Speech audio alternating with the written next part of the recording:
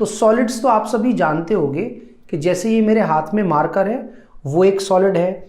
जिस mobile phone में या लैपटॉप में आप मेरी इस वीडियो को देख रहे हो वो मोबाइल फ़ोन या लैपटॉप वो भी एक सॉलिड है।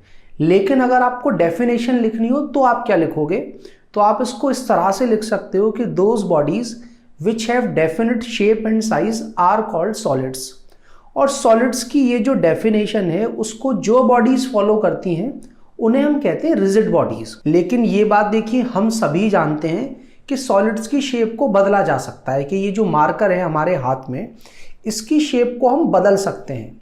जो ब्रिक होती है ईंट वो सॉलिड की ही कैटेगरी में आती है, लेकिन हथौड़ा मार करके उसको तोड़ा जा सकता है, उसकी शेप को बदला जा सकता है। तो ये जो सॉलिड की डेफिनेशन है ये हमेशा सही नहीं है। किसी भी सॉलिड की शेप को और साइज को बदला जा सकता है एक एक्सटर्नल फोर्स लगा करके, और वो फोर्स जिसको लगाने पर किसी भी सॉलिड की शेप और साइज में चेंज आए और उसके अंदर एक डिफॉर्मेशन प्रोड्यूस हो, उस फोर्स को हम कहते हैं डिफॉर्मिंग फोर्स। अब देखिए, जब भी हम किसी सॉलिड पर एक डिफॉर्मिंग फोर्स लगा करके उसकी शेप को बदलने की कोशिश करते हैं तो वो जो मटेरियल होता है वो इसका अपोज करता है। आप इसको इस तरह से समझें कि अगर आपके पास एक स्प्रिंग है और इस स्प्रिंग को आप खींचते हो तो खींचने पर स्प्रिंग इलोंगेट तो हो जाएगी, और अगर आप दबाना चाहते हो तो वो दब भी जाएगी। लेकिन जब भी आप स्प्रिंग की नेचुरल लेंथ को बदल रहे होगे तो स्प्रिंग इसका अपोज करती है कि आपने खींचा तो वो खिंच गई, लेकिन छोड़ते ही क्या होता है, स्प्रिंग बाउंस बैक करती है